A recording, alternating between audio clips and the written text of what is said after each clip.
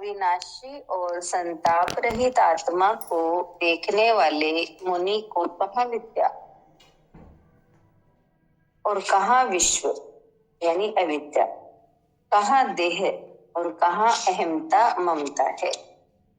अविनाशी और संताप रहित आत्मा को देखने वाले मुनि को कहाँ विद्या और कहाँ विश्व यानी अविद्या, कहाँ देह और कहाँ अहमता ममता है। अज्ञानियों के अनेक मत होते हैं, अनेक विचार धारणाएं होती हैं। उनके मत सत्य पर नहीं, दुराग्रह पर आधारित होते हैं। वे सत्य नहीं जानना चाहते, बल्कि जिसे वे मानते हैं उसी को सत्य सिद्ध करना चाहते हैं।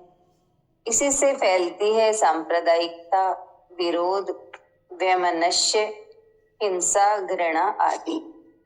किंतु ज्ञानी सत्य को जानता है, वो दुराग्रही नहीं होता। इसलिए सभी ज्ञानी एक ही मत के होते हैं। हिंदू, मुस्लिम, ईसाई का भेद उनमें नहीं होता। ऐसे ज्ञानी कहते हैं कि परमात्मा तुमसे भिन्न नहीं है। वो कोई आकाश में बैठा शासन नहीं कर रहा, न वह स्वर्ग में है, न मंदिर में, न मस्जिद में, न गिरजाघर में।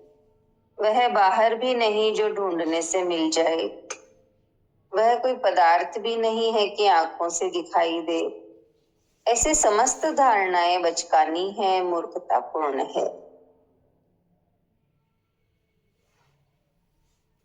जिसे आत्मज्ञान नहीं हुआ, जो मानसिक धरातल से ऊपर नहीं उठे, वे ही ऐसे परमात्मा की बातें कहते हैं।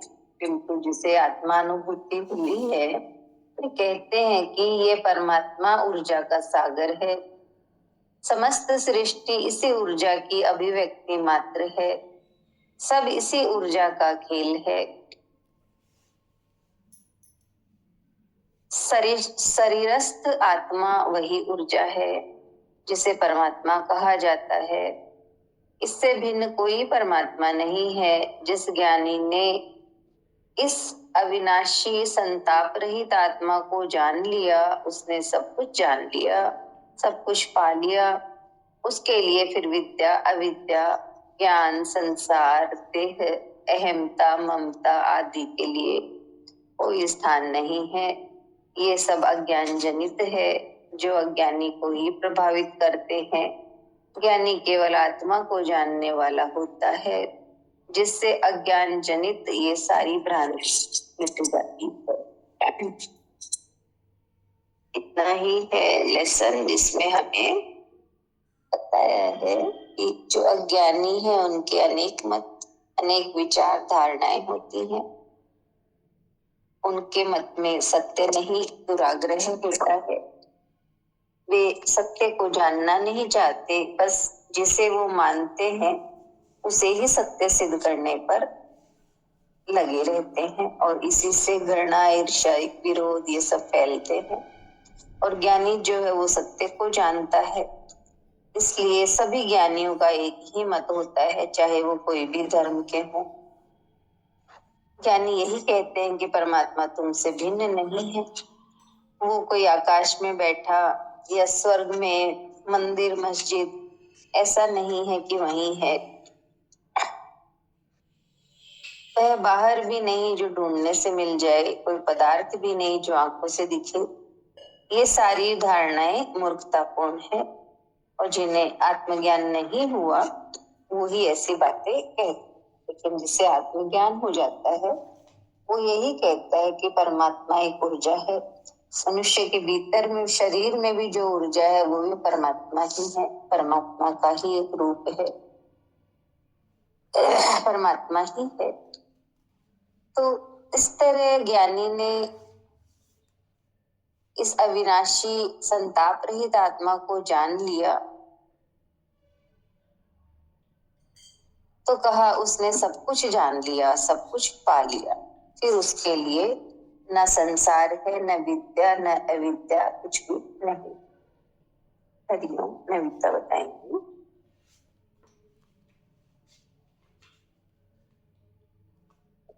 जब हाँ, हरिओम। हाँ, आज के सूत्र में बताया कि ये बताया कि जब तक सत्य नहीं है, यानी वो ज्ञान नहीं है, तो अनेक मत है, एक मत नहीं है। तो यही कहा कि अज्ञानियों के अनेक मत होते हैं, उनके विचार अनेक होते हैं, धारणाएं अनेक होती है, और जो कि सत्य पर आधारित नहीं होती है, इसीलिए उनके अंदर दुराग्रह का भाव होता है। और इसी वजह से ही इस भाव के कारण ही कहा कि वो सांप्रदायिकता या संकीर्ण विचार, वैमनस्य, मतलब हिंसा, ये सबकी वो चीजें उनके अंदर होती है और उसी से ये चीजें फैलती हैं। जबकि ज्ञानी जो होता है वो सत्य को जानता है, और सत्य क्या है कि एक आत्मा ही सत्य है, यानी कि वो आत्मा को जानता है, और समस्त सृष्टि जो है वो एक ऊर्जा की अभिव्यक्ति है, और वो ऊर्जा ही शरीर में है हमारे, वही ऊर्जा सब जगह है, उस ऊर्जा का नाम ही परमात्मा है। ये ज्ञानी जान जाता है, तो उसके अंदर से सारी चीजें खत्म हो जाती है, यानी अज्ञानी की जो धारणाएं होती है, मान्यता होती है, वो सारी हट जाती है ज्ञानी की। और अज्ञानी जब तक ये जानता नहीं, मतलब अज्ञानी का एक ये भी बताया कि अज्ञानी एक तो सत्य को जानता नहीं है, पर जिसको जानता है वो उसी को सत्य सिद्ध करना चाहता है, मतलब उसी इस तरह से पेश करेगा कि यही सत्य है। तो उसके कारण ही ये सब चीजें विकार और ज्यादा फैलते हैं। तो यहाँ पे ये भी स्पष्ट किया कि ज्ञानी जो होता है वो एक ही मत के होते हैं, भले ही भिन्न भिन्न जाति के ज्ञानी हो, लेकिन एक ही मत को मानने वाला होगा। और जो ये विभिन्न मान्यताएं, धारणाएं चली है कि भगवान जी आकाश में बैठा शासन कर रहा है, कि स्वर्ग है, कि मंदिर मस्जिद में वो बैठा है, तो ऐसा कुछ नहीं है, ये सत्य है ही नहीं। और परमात्मा ऐसा नहीं है कि बाहर ढूंढने से आपको मिल जाएगा, या फिर ऐसा कोई पदार्थ भी नहीं है जो आपको दिखाई देगा। तो ये सब धारणाएं, मान्यताएं, ये सब कहा कि बचकानी और मूर्खतापूर्ण है। और जिसको आत्मज्ञान नहीं हुआ, जो मतलब खुद मानसिक धरातल से ऊपर नहीं उठे हैं, वो ही परमात्मा के संदर्भ में ऐसी बातें कहते हैं कि वो ऐसा होगा, वो वैसा होगा, ऐसा है। और जिनको आत्मानुभूति हो गई, उन्होंने जाना है कि परमात्मा एक्चुअली में ऊर्जा का सागर है, और समस्त सृष्टि इसी ऊर्जा की अभिव्यक्ति है। तो वो ऊर्जा सब में बह रही है, मतलब एनर्जी कहें, ऊर्जा कहें, और वो भिन्न है ही नहीं। इसलिए ज्ञानी ने जान लिया कि सब एक ही है, सब उसी की ही है। तो ये जानने से ही उसने सब कुछ पा लिया। तो फिर उसके लिए विद्या मतलब जो द्वैत का भाव होता है वो मिट ही जाता है, उसके लिए कोई स्थान ही नहीं रहता उसके अंदर। और अज्ञान रहता है तब तक अज्ञानी को ये सब चीजें प्रभावित करती रहती है। तो ज्ञानी के लिए क्या है कि केवल वो आत्मा को जानने वाला बन जाता है, होता है। इससे उसकी सारी अज्ञान जनित जो भ्रांतियां थी वो सब मिट जाती है। हरिओम। हाँ, बहुत अच्छा, बहुत सुंदर बताया। किरण आंटी अब बताएंगी। जी दीदी। हाँ, जय गुरुदेव दीदी। जय गुरुदेव। ये बात सबसे जो मूल बात कही कि ज्ञानी की जाति नहीं होती, किसी भी जाति का सिद्धांत एक ही है। सत्य को उसने पकड़ लिया तो किसी भी जात का हो, जैसे ईसा मसीह ने भी वही बात की, रामकृष्ण ने भी वही कही, गुरुदेव ने भी वही कही, बुद्ध ने भी वही कही। तरीके भले अलग हो पर मूल मंत्र वह आत्मा ही है। जो आत्मा है ये बोलते हैं अविनाशी है और हमेशा प्रसन्न रहने वाली, उसको दुख कभी व्याप्त नहीं होता है। तो जब आत्मा जान गए कि मैं आत्मा हूं, और वो जो आत्मा है उसी आत्मा का सर्वत्र पसारा है, वो ऊर्जा के रूप में, तो चींटी में भी है, हाथी में भी है ना, आत्मा तो सब में, वही ऊर्जा सब में उसी का पसारा है। तो जगत ईश्वर का पसारा हो गया उस शक्ति का। तो फिर अब कोई भ्रम, कोई विकार, कहा ना कहीं अहंकार आ जाता है, कभी मान्यता आड़े आ जाती है, तो ये सब किसके कारण आती है? अज्ञान के कारण। और जो अज्ञानी होता है ना, उसके अंदर एक जिद्द जैसा होता है। जो उसने मान लिया, उसको जो समझ में आएगी वह, उसने वो बात पकड़ ली, अब वो क्या करेगा, उसी को सिद्ध करना चाहेगा। उसके लिए फिर वो हट करता है, अहंकार आता है, क्रोध करता है।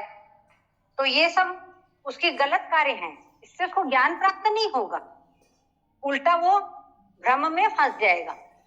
तो भ्रम तो छटे कैसे, जब वो सत्य रूपी प्रकाश उसे जीवन में उसके प्रवेश करे। तब प्रकाश से तो वो जुड़ना चाहता नहीं है और अंधेरों में भटकता रहता है और अपनी जिद पे ही अड़ा रहता है। तो गुरुदेव इसके माध्यम से हमको कहना ये चाहते हैं, जैसे कहा ना, राबिया ने भी सूफी थी, कितना उन्होंने लोगों को समझाया कि परमात्मा तुम्हारे अंदर ही है, तुम बाहर कहाँ ढूंढ रहे हो। कभी सुई ढूंढने के माध्यम से, कभी नदी का पार करने के माध्यम से कि नदी रुक जाए तो फिर मैं आगे इससे पार जाऊंगी, इसके उस पार जाती हूँ। तो बहुत समझाया। यानी ज्ञानी हमें वही सत्य बताएंगे जो एक ही सत्य है और वो कभी बदलता नहीं है। सत्य शाश्वती तो है, और तो ये वो सत्य कहें, परमात्मा कहें, वो सब एक ही है। परंतु इस बात को ज्ञानी जान जाता है, इसलिए उसके लिए कोई भ्रम भी नहीं है, न कोई अहंकार होता है, और न जैसे साइंस है उसके अंदर मान्यता काम नहीं आती। जो चीज सिद्ध हुई है ना, वही परीक्षण के द्वारा बस उसी को बात मानते हैं।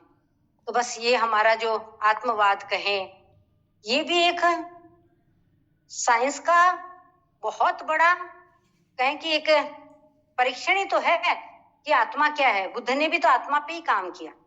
तो बस जिसने आत्मवाद को जान लिया और ज्ञान के प्रकाश से जो परिपूरित हो गया, वो न अंधेरों में भटकता है, न मान्यताओं के साथ वो कहीं अपने पूर्वाग्रह दुराग्रह करता है, और ज्ञानी अपना सुंदर जीवन जीता है और ये भ्रम में अटका रहता है ज्ञानी। जय गुरुदेव दीदी।